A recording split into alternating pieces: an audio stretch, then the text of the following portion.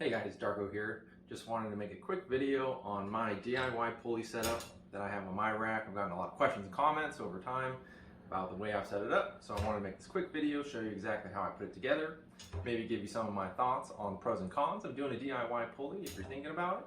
So let's go ahead and get started. Insert cutscene.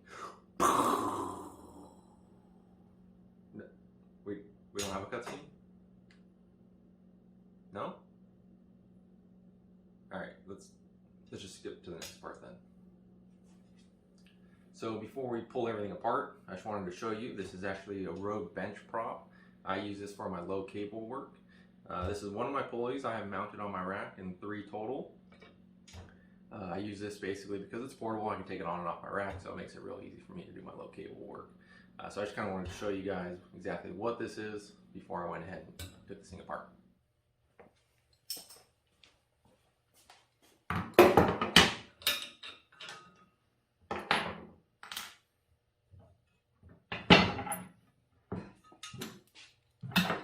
Alright, now that we have everything disassembled, we'll start right at the beginning. We have our pulley wheel and a hitch pin. This will hold the pulley wheel inside the bracket. This is an LJF bracket I found off Amazon. This normally comes with an eye bolt on it, so I went ahead and removed that because I'm going to use this 4-inch bolt just because I have a 3 by 3 inch rack. So as we assemble it, this will go through at the beginning. So I have these thin rubber washers, and this is just to help make sure that it doesn't spin. I'm using this thin fender washer right here, and that's basically just because my rack has 1-inch holes and this is only a 1/4 inch bolt. So I need some washers there to make sure that it doesn't basically pull through because there's going to be a lot of stress on it. I have this thicker washer that I use just to give a little bit more stability, and then I have this thick rubber washer right here. Now this is the one that's going to go up against my rack, and this is basically to ensure that we don't have any spin. I think it helps a little bit with the sway and to basically protect my rack from getting any scratches. So here is a 3-inch spacer. I use this basically to fill in the gap in between my cross member, just because I don't want to have any compression happening and basically tugging of the bolt of the washers and bending the washers. So this helps prevent that. So we put that spacer in there, and then we kind of work in reverse on the other side of the cross member. So we would have a thick rubber washer again. We're going to have this thick metal washer, a thin fender washer, and then a thin rubber washer at the end. And then this would just go on with the bolt at the top. So you can kind of see how that's constructed. And between the rubber and the washers, I haven't had any issues. And I've basically put up about 155, 175 pounds normally when I'm doing lat pull downs. And I haven't seen too many issues really with the way that it's being either compressed or bending or moving. So this all seems to hold together pretty sturdy. And this is on a 1-inch rack, whereas a 5/8 rack would actually probably handle this a little bit better and probably not need the spacer at all. So I just wanted to talk about some of the pros and cons of using a DIY pulley like this. Some of the pros are it's cost efficient. They're incredibly cheap. They're $30, $40 on Amazon. You can set them up in 2 minutes, probably less than that. And they save a ton of space. They're not going to take up any room outside of your rack, which is great for anyone that has a small space. Some of the cons obviously are nobody likes loading a loading pin with bumpers or calibrated plates or any plates. Really, it kind of just is a not fun experience, especially unloading them. Another con is the weight limit. Most of the ones I've seen have a 200-pound weight limit. If you're like me and you're kind of getting close to that number, it starts getting a little worrisome.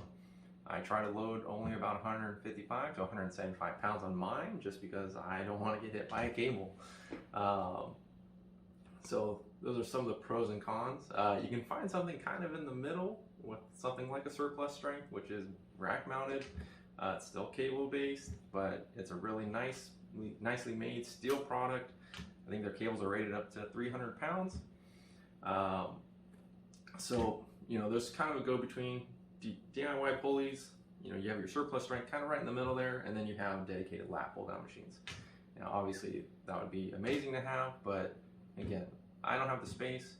I'm not sure I want to pay as much as they would like me to for one. So it's really just kind of a thing that you kind of need to figure out whether or not you want to spend the extra money if you have the extra space, or if you want to kind of go the DIY option, save yourself some money, save a bunch of space, but kind of deal with some of the headaches that come along with it. You know, one more thing I wanted to mention, kind of in that con area, is DIY pulleys. You're going to end up having some sway, and if you have a pulley system already, you know exactly what I'm talking about. And basically, your weight stack will start swinging, right? So, as you see on my rack, I have two top side pulleys. I have one across the front and one across the back cross members.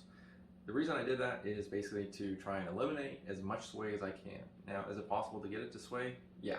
I mean, if you're pulling it as hard as you can, very aggressively in all sorts of directions, it's going to sway. That's just kind of the nature of it. But with controlled movements, I do lat pull downs, I do low rows, and through most of those movements, I don't get really any sway at all. So that's just another con I wanted to throw out there. If you want to do a double, two pulleys, you're definitely going to help yourself out a lot and just reduce that sway problem, because that tends to be something that really annoyed me when I only had one pulley, which is a big reason why I went ahead and added a second pulley. Alright, so that kind of wraps up the way that I've constructed my pulley, some of my thoughts on the pros and cons of using a DIY pulley.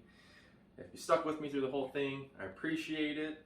And if you have any questions or comments, or you want to share your ideas about how you set up your pulley, or ways that I can make mine better, drop them in the comments below. I'd appreciate it, and I hope you guys have a great day.